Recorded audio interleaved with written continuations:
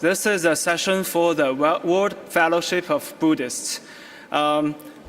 This one, we will do this from doctrine to practice, the experiences from the WFB.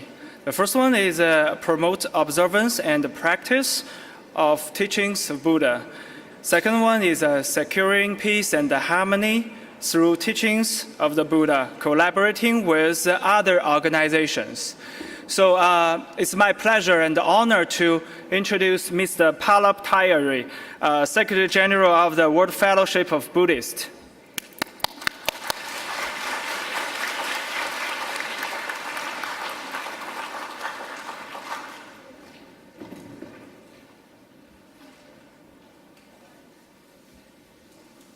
We have opportunity to meet with each other for 2 days already, so I don't have to introduce myself, and I think the time is running very short. I would like to invite Mr. PADMA JYOTI, our Vice President from Nepal, to chair this session. So please, Mr. JYOTI.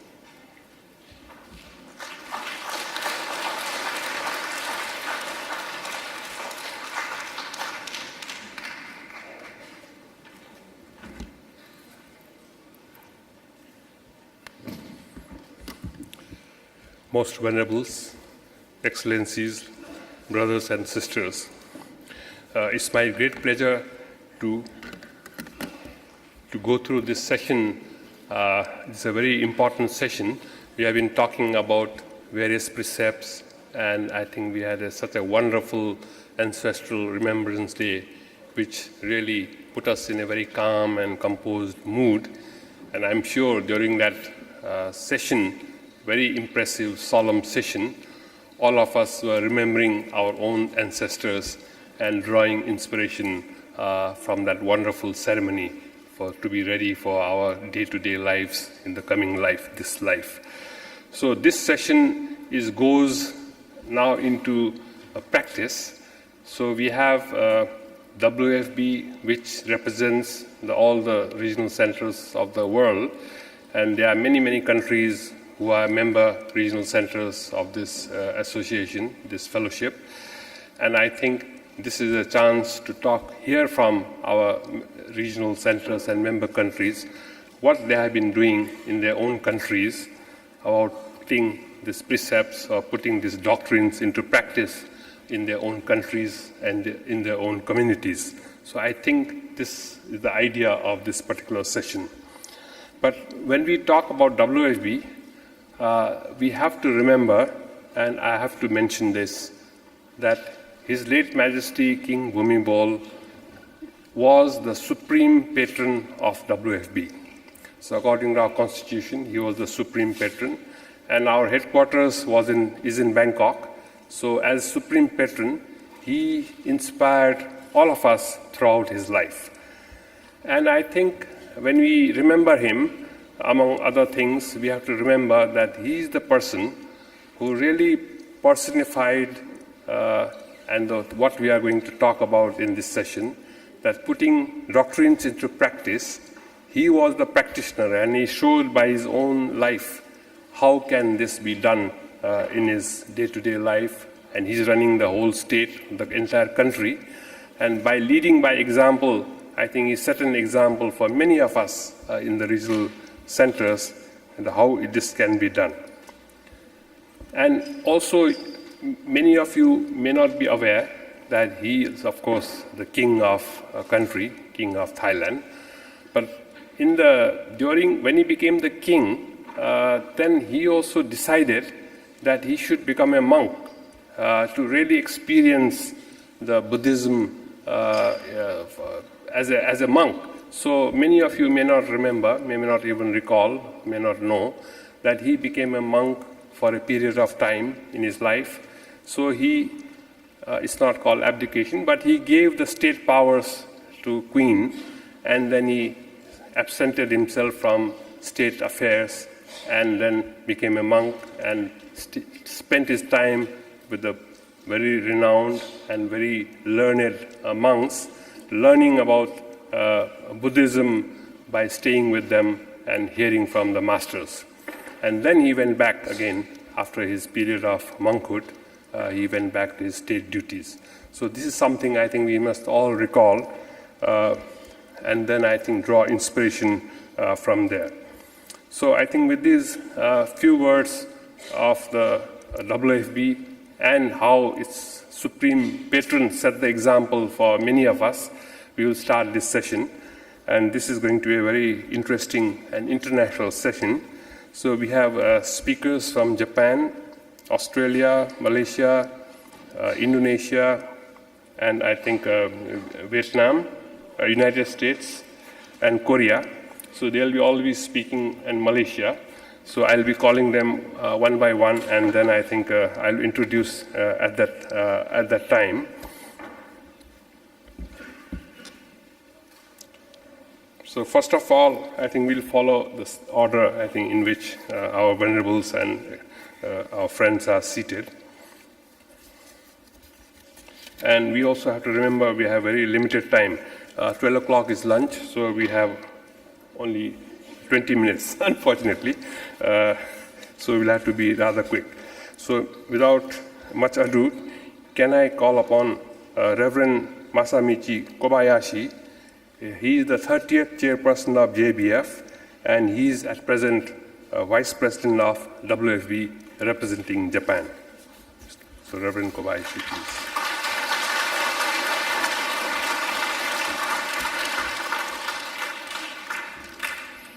On behalf of the Japan Buddhist Federation, Buddhists in Japan, I would like to express my sincere appreciation to the Royal Embassy of Thailand and permanent delegation to UNESCO, Venerable Master Chin Kun, President of Pure Land Learning College Association Incorporated, and all of the people who put in so much effort to realize this meaningful conference. As students of Buddha, we take refuge in the Dhamma.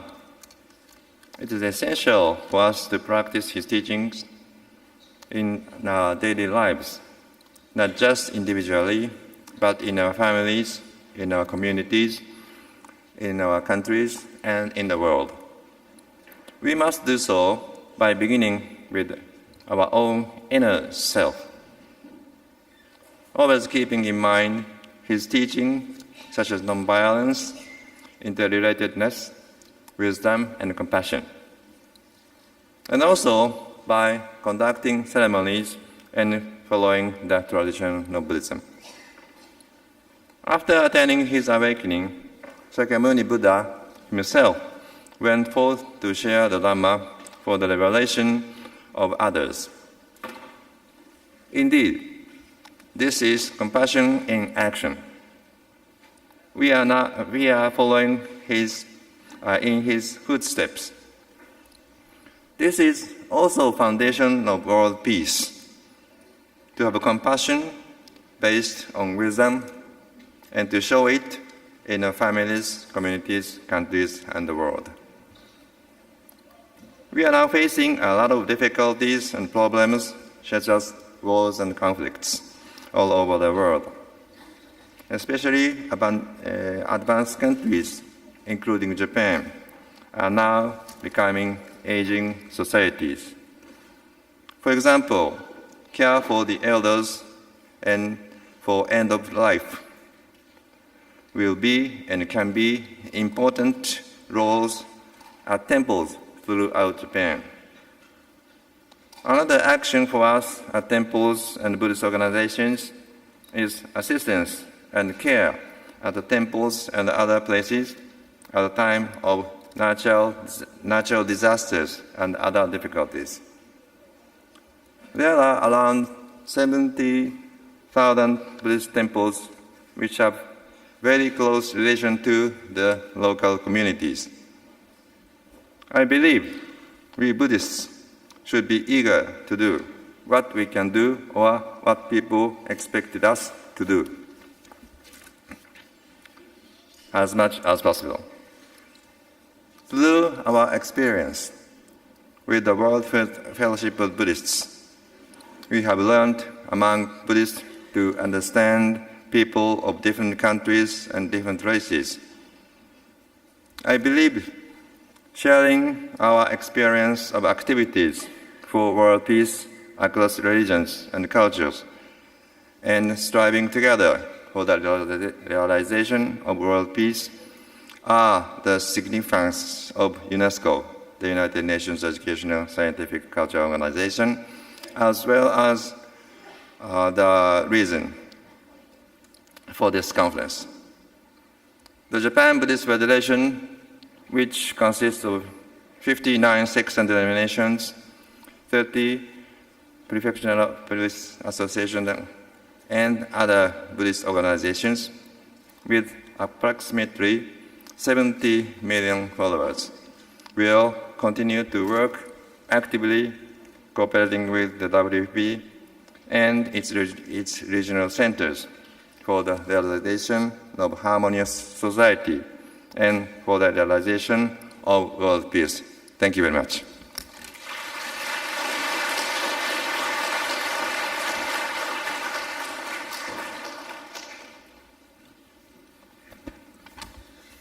Thank you, Reverend. Next, I call upon Sister CAMELIA Dharmawan, and she's a Pandita through her studies in Buddhism, and she's the Executive Council member of WFB, and she's also the Deputy President of Indonesian Theravada Buddhist Council, Mega Buddhi.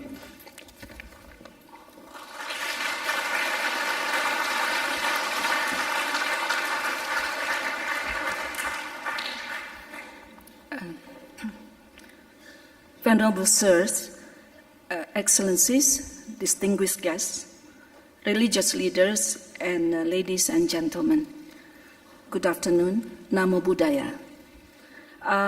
Thank you for the opportunity to be here to share the Indonesian experience.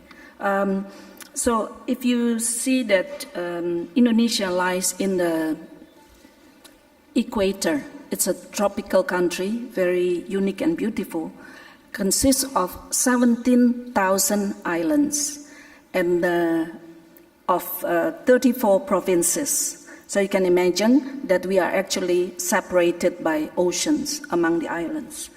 And the population is around 270 million people. It's the largest Muslim country in the world. So we are about 1.5% out of the population. But although we are small, we are very active. There are several Buddhist sects in Indonesia, but I will be talking from the Indonesian Theravada Buddhist point of view.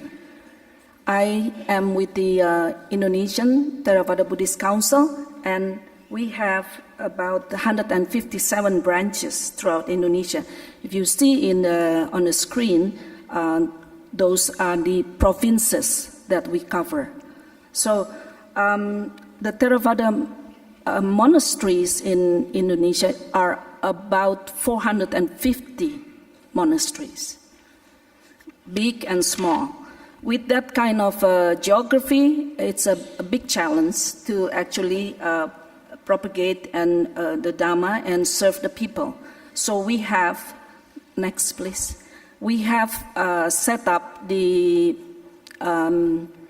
different organization. It is a national organization. It consists of the Sangha Theravada Indonesia, which consists of about 93 monks. So the monks would need help and to serve the local people. So we have also the Indonesian Theravada Buddhist Council, like me. And our uniform, if you see, it's the color of the monk is the top, and with white pants, which convey the lay people. So we are kind of in between the lay people and the monk. We have the Sangha Theravada and the Indonesian Theravada Buddhist Council have been set up 41 years ago, next month. And then we also have the Indonesian Theravada Women, we have the Indonesian Theravada Youth. So it's a very well structured. And apart from that, as a big family, we also have the Indonesian Abdi Dhamma Foundation, which help with if there are disasters and damage the monasteries, the school buildings. They're the one who will help.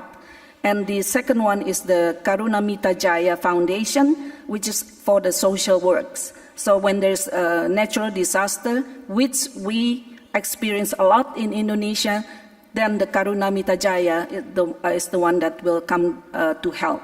And currently, as you all know, that in Bali, the volcano is erupting, and about 75,000 people fled the place. So Karunamita Jaya is in action. The motto of the Karunamita Jaya is actually compassion for all. And to standardize all the our services to the Buddhist community around Indonesia, we do a lot of training. And as a pandita, as we are called, it's something like a reverend. And we have a family, but we can perform Buddhist rituals and ceremonies, especially for wedding ceremony, because in Indonesia, the Buddhist people have to go, or all the religion have to go through the religious ceremonies, and only certified people can sign, and this certificate will be brought to the government to legalize the marriage. So one of our duty here is actually to perform Buddhist wedding ceremony. Before the wedding, we usually also give counseling so that the people understand what kind of family that they should be looking forward to, or what do they have to do. And with a lot of the islands, we are very lucky also with all the communication. So besides training, we are all connected with the email, but the latest, of course, is the WhatsApp group.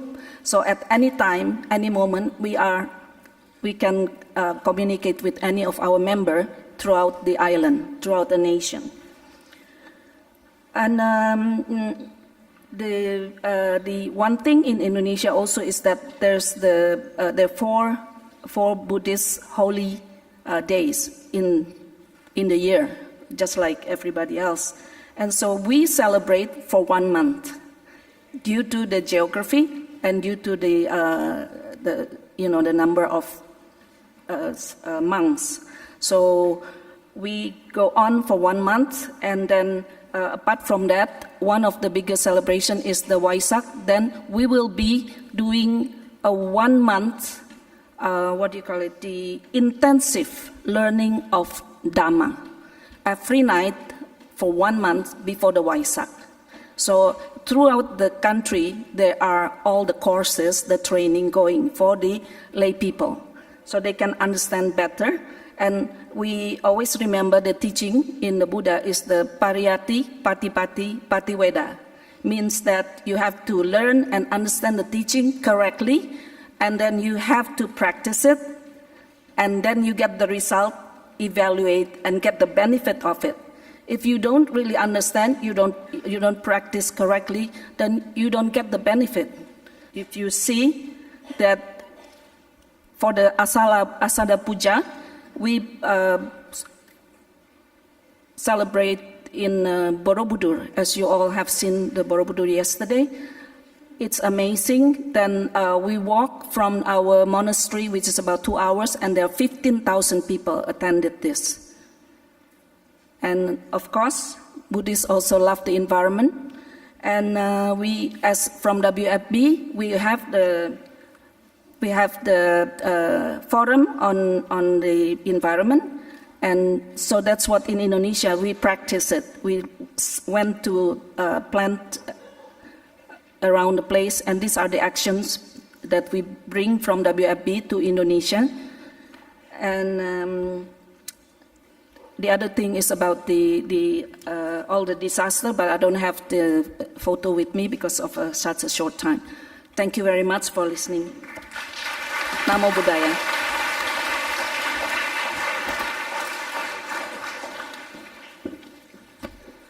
Thank you, Sister Camelia. I think in a country like Indonesia, such a large country with Buddhism in a very minority but still I think yes, she's doing such wonderful work. So thank you very much for sharing your experience in Indonesia. Our next speaker is Senior Venerable THICH PHUOC Tan. He's from Australia. He's the abbot of Buddhist temple in Melbourne, Australia. And he's also president of United Vietnam Buddhist Congregation of Australia and New Zealand. So, Venerable, please.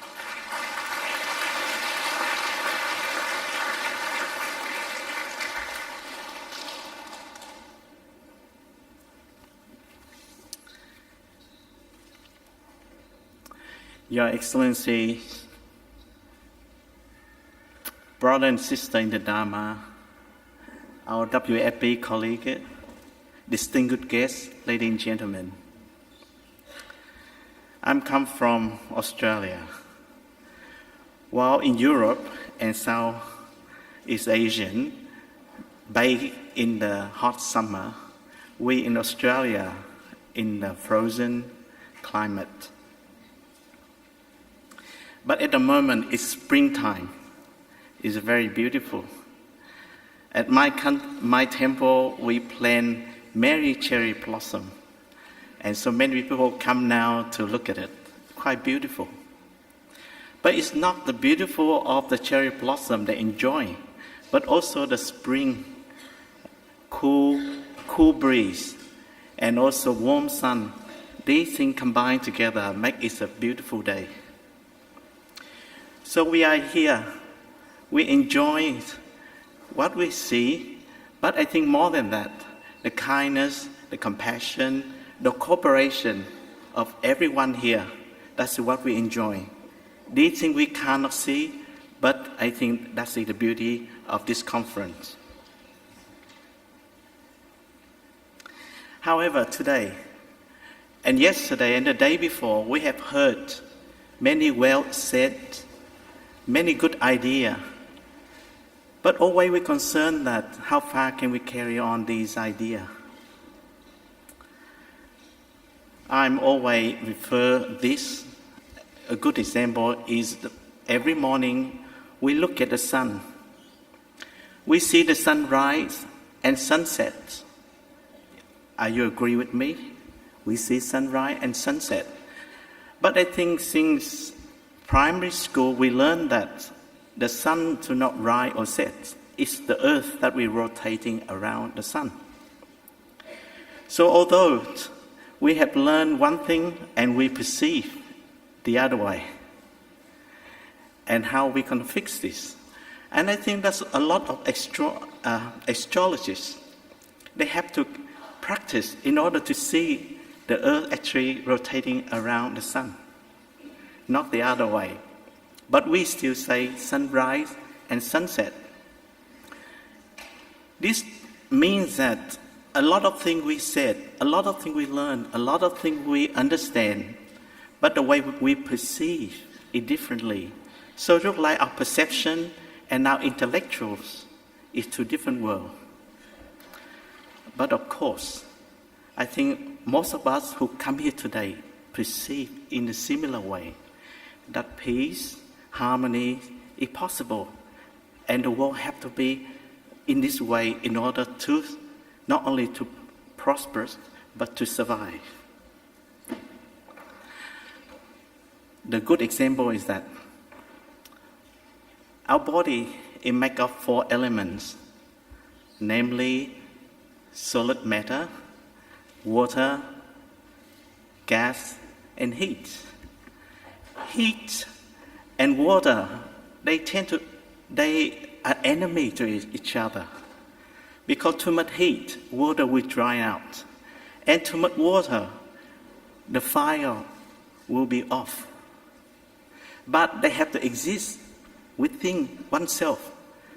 And too much of heat and too much of water, we feel sick or we won't survive. But we're quite skillful because we balance these two enemies together from time to time. What I mean is that in Buddhism, we have the principle of mindfulness as the core practice. Because with mindfulness, we balance things out. So of course, the world will never end with conflicts, war, and so forth. But the people will, from time to time, be mindful and they calm everything down. So too hot, we do something to cool down. Too cold, we do something to warm ourselves. And how quick do we do this? Instantly. Next time when you touch the hot kettle, how fast do you react? Okay.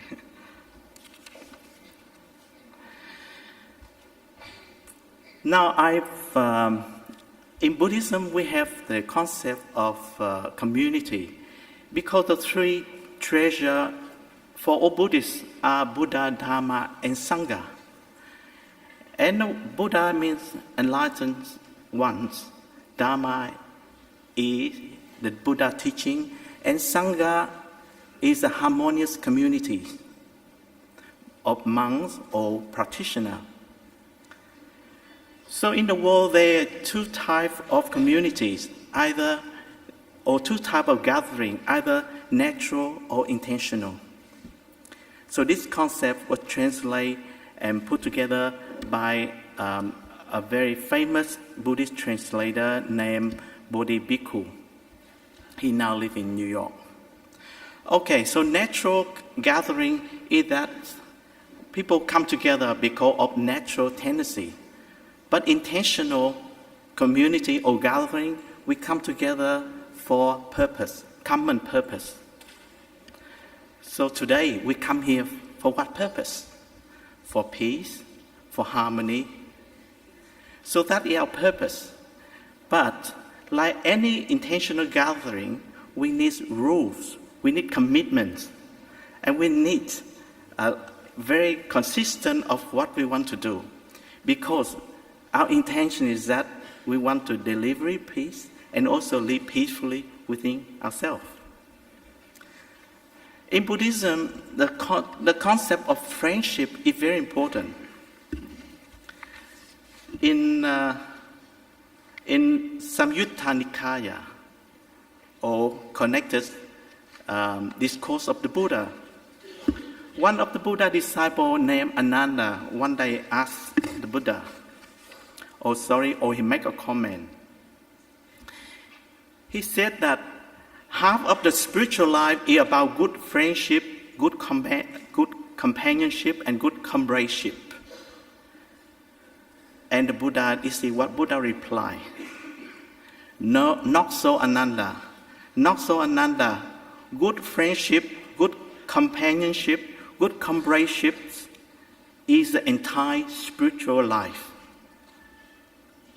He said that a monk with good friendship, good companionship, good comradeship can free him from the cycle of suffering. At the end of the teaching, the Buddha finally states, Ananda, it may be understood how the entire spiritual life is good friendship, good companionship, and good comradeship. So Sangha is an intentional community. They come together to practice, but crucially, they observe the similar precept, not to harm, not to be untruthful, not to misconduct, not to steal, and not to intoxicate the mind.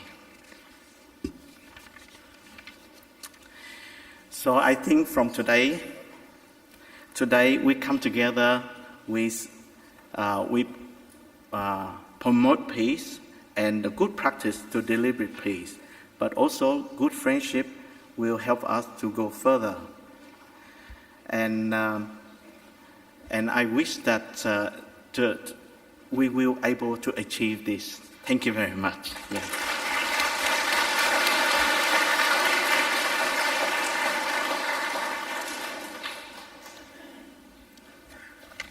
Thank you very much, Venerable. Now, it's my pleasure to invite Dato Tan Jin Soon. He is the Vice President of WFB, and he comes from Malaysia, and he'll speak about the Malaysian experience and perspective.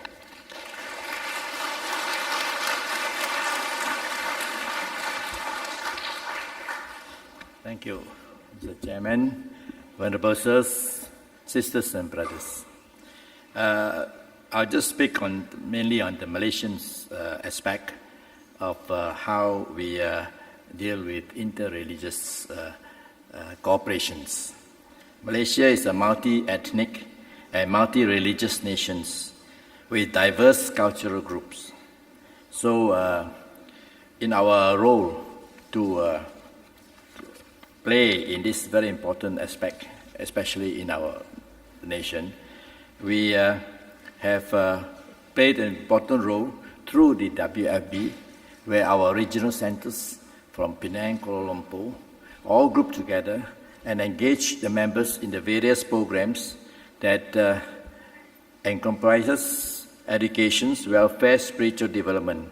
And most importantly, we helped to form the Malaysian Consultative Council of Buddhism, Christianity, Hinduism, Sikhism, and Taoism.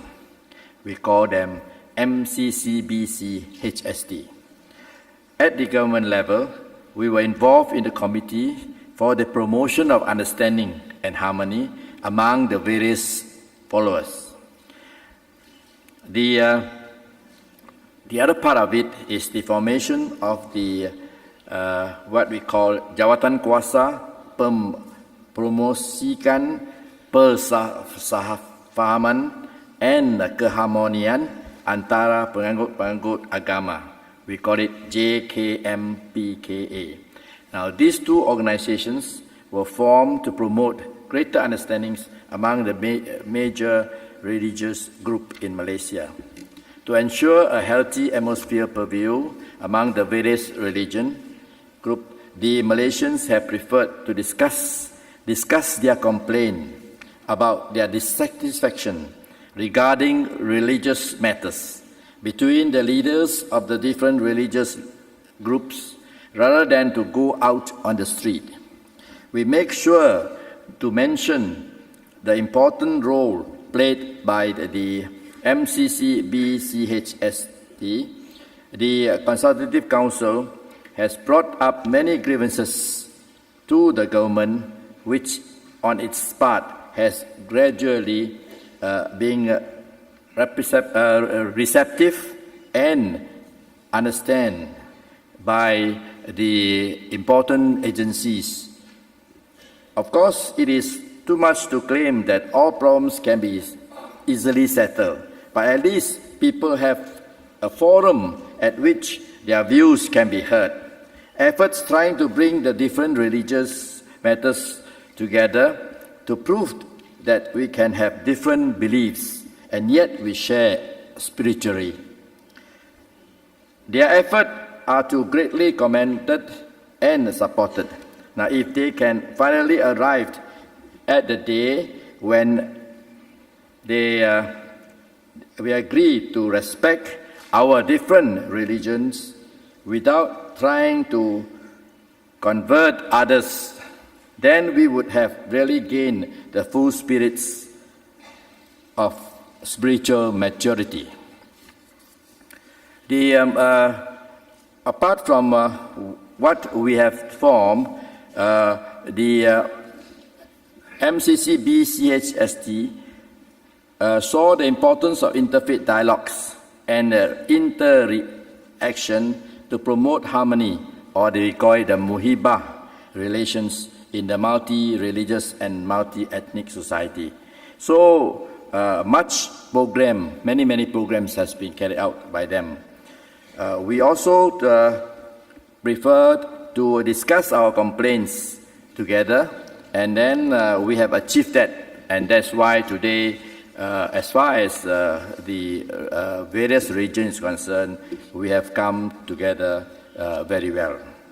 The Prime Minister of Malaysia, Yang Amat Berhormat Datuk Seri Najib bin Tun Abdul Razak, has introduced the concept of wasatiyat, which means moderations in Arabic, and initiated a new approach in the international relations and foreign policies via the formation of global movement of moderators. So I think this is, again, from the government level, we are quite happy with what has been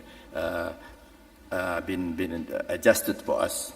So, in order the mainstream of this moderation value in our everyday life, especially dealing with various religious matters, the Cabinet Malaysia also appoint a special national interfaith committee for promoting the inter-religious understanding of and harmony among the adherents. In Malaysia language, it means, as what I've just mentioned, Jawatan Kuasa Promosi Kefahaman and Keharmonian antara penganut-penganut agama.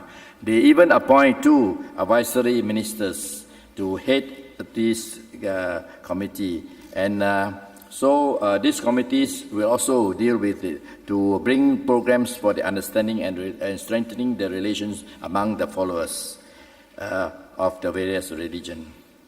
Both our sister Piling and our sister Professor Dr. Ong Pui Liu, who is here, are also members of the said National Interfaith Committee of Malaysia.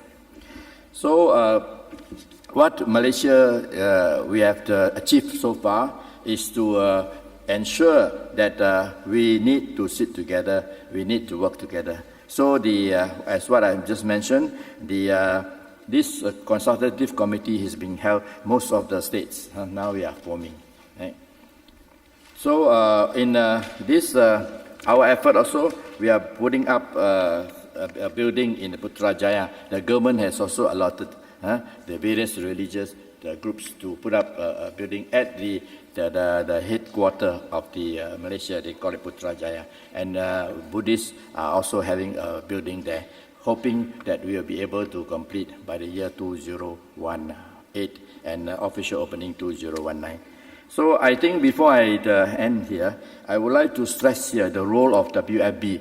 Role of WFB in these international organizations formed in the year 1950, and through their effort to bring together all the Buddhist regional centers throughout the whole world, has achieved much and has achieved lots of unity among the Buddhists here. Through their programs, conferences and programs like this, especially when they work together with various groups. And this time, we are very lucky to have the support of the Pure Land Society to come together and work this program. I think this program is very, very meaningful, and we all understand very, very much. So those of you who participated in this program are very lucky. Yeah? So we will be hoping that we have more programs of this, and of course the WFP is organizing more programs of this sort. I hope that they will continue and be active, and all of you will support it. Thank you very much.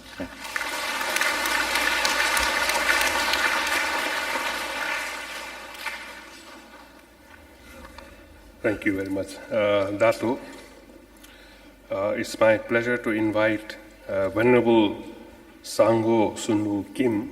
He comes from Republic of Korea, and he is not only the Honorary Deputy Secretary General of WFB, but at home he is the Executive Director of Wong Kwang Educational Foundation, which is the very powerful arm of the One Buddhism.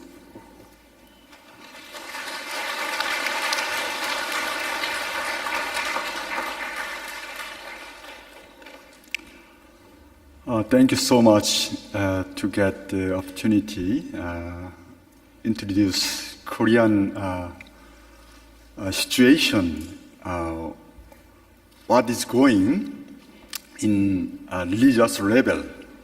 So, especially just before I address my speech, I really just thanks a lot to Master Jiang Fan and also our General Secretary of WFP, Phallop Thaiarry. They are really just support a lot around the world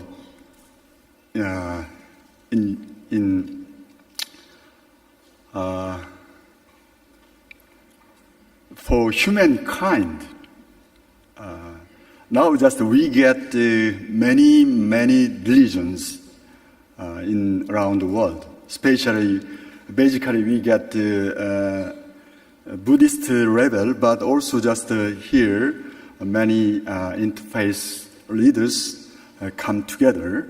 And just I would like to say, introduce a Korean situation simply, and I would like to emphasize how much important we might together, working together for peace in religious leaders together.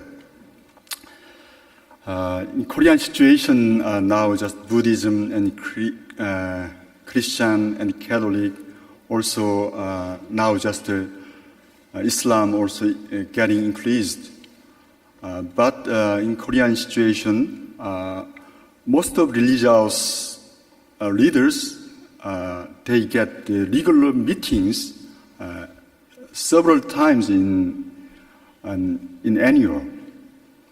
So they know well how much important to get interface meeting like rainbow. Rainbow comes sun only just the white colors, but through the spectrum the color is changing like 7 colors. So they understand we need harmony, and they understand how much beautiful when they come together and gatherings.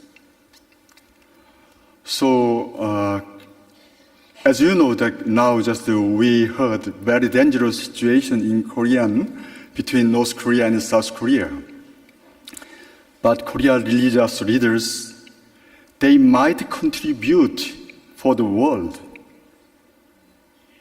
All religion is not different. The principle of religion is same. So we might working together and contribute for world peace.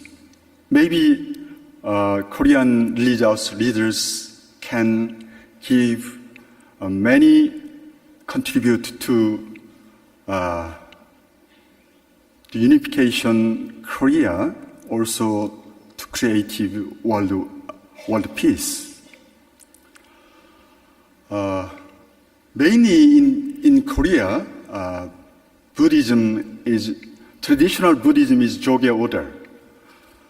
As you know, Jogye order is basically they get this Zen Buddhism. Zen Buddhism is very important. They just emphasize what is your mind.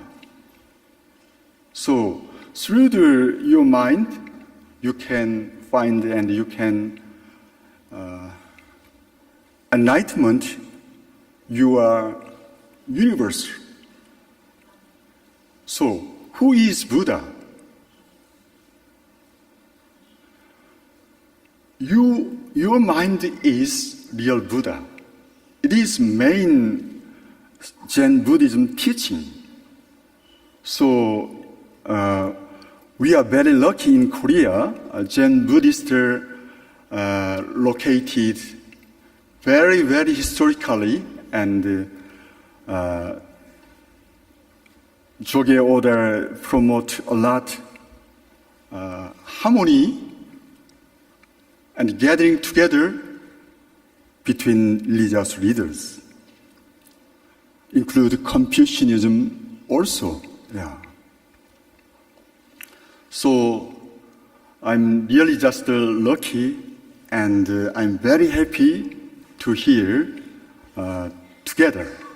So as we are Buddhist and as we are religious person, what is important? It is we just living every day many things. I met a child today in subway. So he is black person, black colors, and he gets 3 children. So suddenly just I moved. I give some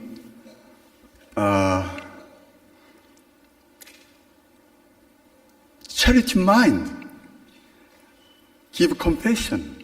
So I just, what I have to do? So only just I get small money. So I give $5 for the children's small gift. So when we think about as Buddhist and as a religious person, we can find a lot to promote world peace. Even small things, but we give smile, we give big heart, and we give greetings, we give many things through our body and our mind. So we might creative, really just a peaceful world and creative world. We might a lot as Buddhists, how just to make harmony between different religious people. It is mainly important as Buddhists. So maybe just we can cultivate our mind in every day, every moment with connection with the Dhamma mind. So I'm really thanks a lot for give speech. Thank you.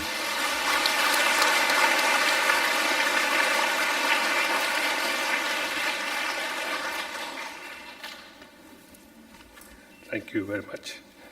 Now, it's my pleasure to invite our last speaker, and I think we are very lucky he happens to be a Venerable. So Venerable Thich Nguyen Liu, he is the advisor to the President of WFB, and he represents United States. Perhaps we can end with his words of blessings to this audience, and in a very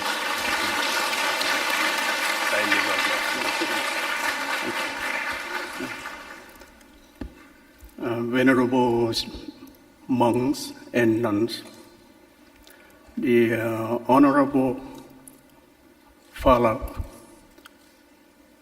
Thaiarry, the General Secretary General of the WFP, distinguished guests, ladies and gentlemen, the Buddha taught us that life is impermanent, short, and suffering. No one in this world can live forever, no one. Eventually, all of us will reach the end of our life journey. But that is not the end. Instead, that is just the first transition to the next life. And depending on our karma, the next life will either be good or bad. Karma means actions, and every action has a reaction. Good begets good, and bad begets bad. We reap what we sow. Hence, the Buddha taught us that the most important thing in life is to try our best to do good, avoid evil, and purify the mind. Nowadays, in the United States, there are many different communities, religious organizations, and ethnicities. We need to find a common ground in order to work together and build a better society to peace, love, compassion, harmony, and respect.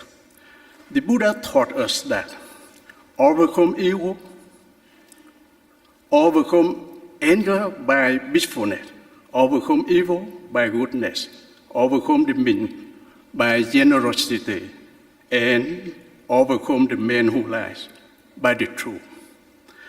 Our goal is to reinforce the basis and practical teachings of compassion and wisdom. I truly believe that this is the path to a life of happiness, peace, and freedom. I would like to use my time for Venerable Thich Nhat Hanh to share a few words. So thank you very much.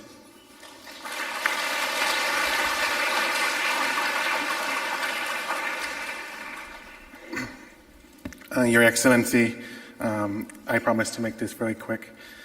Dear respected venerables and nuns, dear Honorable Phallop Thaiarry, Secretary General of the WFB, dear distinguished guests and honorable guests and delegates. The Buddha taught the 6 paramitas, the path of enlightenment and the way of the Bodhisattva. 1 is generosity, 2 is morality, 3 is effort, 4 is patience, 5 is concentration of mind, and 6 is wisdom.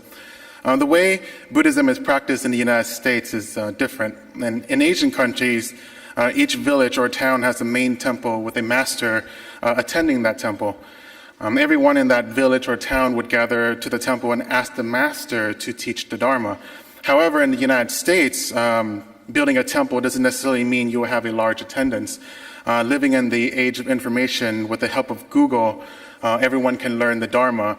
So the role of the monks and nuns, or the role of the Sangha in the United States, isn't to teach the Dharma, but rather to share them how to apply the Dharma in the daily life.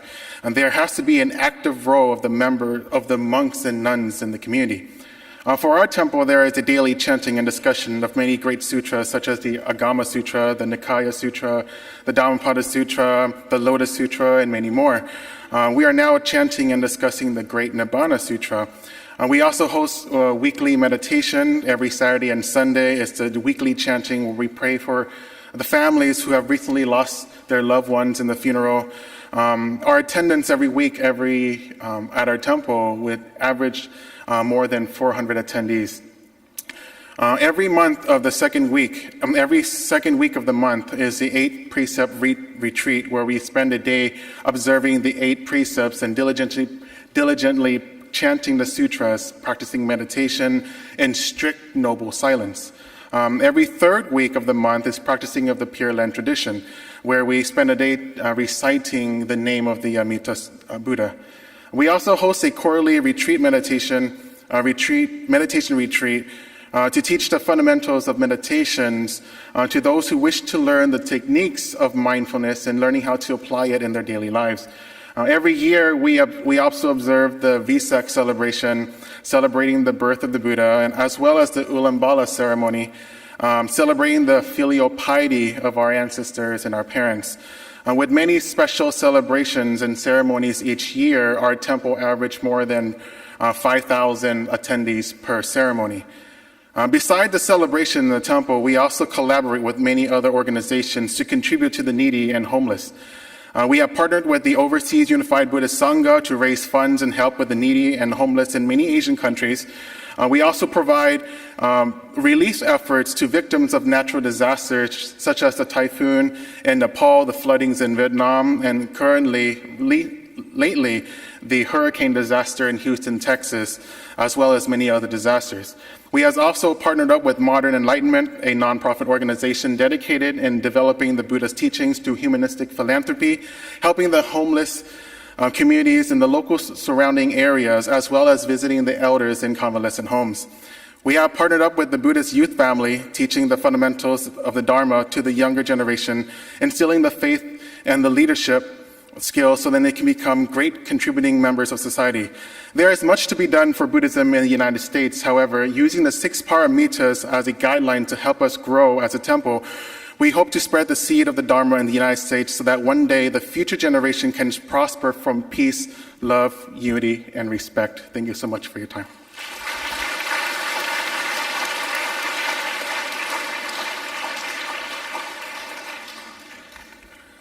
Thank you, Venerable.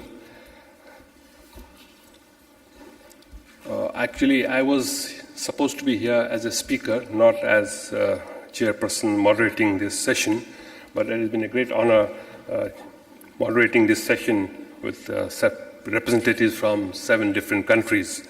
But before I end, maybe I can speak just 3 points about my country and our experience between the doctrine and practice. Number one, all of you remember that Nepal passed through a very violent insurgency, political turmoil, and finally, after the peace accord, we have settled down and we have a new constitution. And the Buddhists in Nepal, I think, played a very important role in this transition to peace, especially in our new constitution. We have become a secular country. Many of you may know that it used to be a Hindu kingdom. So I think the Buddhist, Dharmodaya Sabha, and all the Buddhists and some other religions, we got together and convinced our constitution makers that it is better to have the freedom of religion enshrined in the constitution. So that was one area we had to work for a number of years, and I think we made some partial success. And I come from a business background, so in my own profession in business, I think there are 3 things I think we learned very, very quickly. Number one, a successful business is never possible in an unsuccessful society. So we have a society which is full of strife, and there's no peace, no harmony, what we heard for last 2 days, then it is impossible to hope for a successful business. So we as businessmen also have a small duty to contribute and to make the society successful in its many, many ways. Secondly, I think many businessmen like us are very fond of giving to charity, philanthropy, donations for religious reasons, or for CSR, corporate social responsibility, obligations. So I think we do that all the time. But I think what we like to stress is how much you spend and where you donate is not that important. The more important is how you earn that income and how you conduct your business. I think if you cannot forget, you forget this aspect, then I don't think we are doing the real contribution in making the society successful.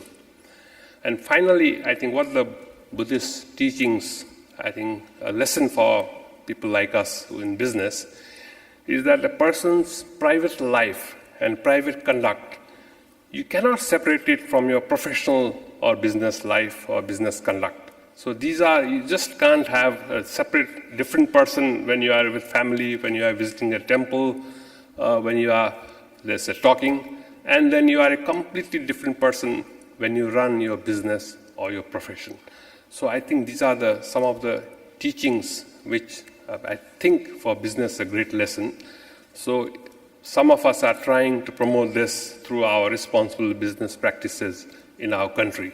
Since I come from business, I thought I had to mention that. And yesterday I spoke to some of the speakers. I think they are also working in similar areas. So I hope to contact them and learn more from them. So finally, it remains for me to thank all our distinguished speakers, venerable sirs, for their contribution. I wish we had more time to hear more about their experience, but I think we have to move on. And I apologize for delay in ending this session. Thank you very much.